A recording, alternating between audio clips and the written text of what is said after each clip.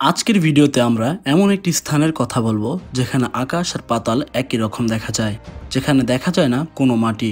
এটি দেখতে এতটাই সুন্দর যে একে জান্নাত স্বরূপ মানসিক প্রশান্তির স্থানও বলা হয়। আর এই সৌন্দর্যময় স্থানের নাম সালার দে ইউনি, যাকে বলা হয়ে থাকে পৃথিবীর সবচেয়ে বৃহত্তম আয়না।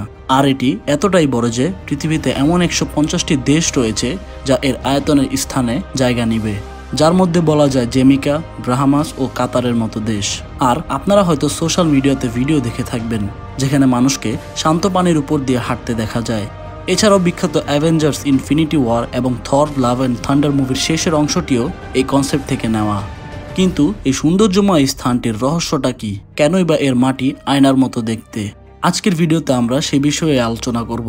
মূলত এই স্থানটি বলিভিয়াতে অবস্থিত আর এটির আয়তন 10,582 কিলোমিটার, যার পুরোটাই লবণ দিয়ে বিস্তৃত। আর এটি বলিভিয়ার সবচেয়ে বড় লবণ উৎপাদন কেন্দ্র। এটি দেখতে অনেক মনোমুগ্ধকর, এমনকি স্পেস থেকেও এর সৌন্দর্য বোঝা যায়। প্রশ্ন আসে, এই লবণের বড় ভাণ্ডার কিভাবে তৈরি হয়েছে? প্রায় 70,000 বছর আগে বিশাল আকৃতির জায়গাতে পানি আটকে ছিল আর তার চারপাশে বিস্তৃত ছিল পাহাড়, যার ফলে পানি বের হওয়ার কিংবা চলাচলের কোনো রাস্তা ছিল না। আর অন্যদিকে সেটি ছিল উচ্চ মালভূমি, যার ফলে সেটি সময়ের সাথে সাথে হ্রদে পরিণত হয়। পরে শতকের পর শতক পার হওয়ার সাথে সাথে আবহাওয়া পরিবর্তন ও সমুদ্রের পানি মিশ্রিত হয়ে সেটি শুকিয়ে যায় আর পানিতে থাকা তরল লবণ শক্ত আকৃতি ধারণ করে। পরেই এই বিশাল লবণের ভাণ্ডার তৈরি হয়। আর এর আরও আকর্ষণীয় ব্যাপার হলো, এই লবণের নিচের পানি ক্রমাগত 10 গুণ গতিতে শুকাতে থাকে, যার ফলে এখানে লবণ উৎপন্ন হওয়া কখনোই থামে না। ধারণা করা হয় এটিতে 10 বিলিয়ন টন লবণ আছে। মূলত প্রশ্ন হলো, এটিকে আয়নার মতো দেখা যায় কেন? এর কারণ হলো, এর উপরে সবসময় অল্প স্তরের পানি এই লবণের ভাণ্ডারকে ঢেকে রাখে। আর পানিতে সাধারণত আলো প্রতিফলিত হয়, তবে পানির নিচের প্রতিফলন একটু ঝাপসা হয়ে থাকে। কিন্তু এই পানির নিচের লবণ ক্রিস্টাল ফর্ম বা শক্ত অবস্থাতে থাকায় এর প্রতিফলন আরও স্পষ্ট হয়ে ওঠে।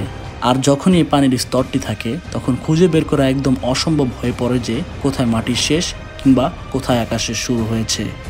আর এই লবণের স্তরটি সমতল থাকার কারণে আরও রিয়েলিস্টিক লাগে। পৃথিবীর বিখ্যাত বড় বড় ফটোগ্রাফারদের মূল আকর্ষণ ছিল এটি। তবে আপনি যদি মনে করে থাকেন শীঘ্রই এই লবণের খনি শেষ হয়ে যাবে বা এটি আর থাকবে না, তাহলে আপনার ধারণা ভুল হবে।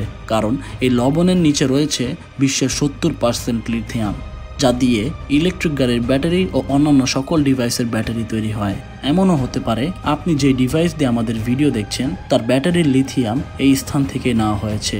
তবে এর সৌন্দর্য ব্যাটারির মতো চার্জ হয়ে আরও সুন্দর হয় বলে জানান অনেক পর্যটক।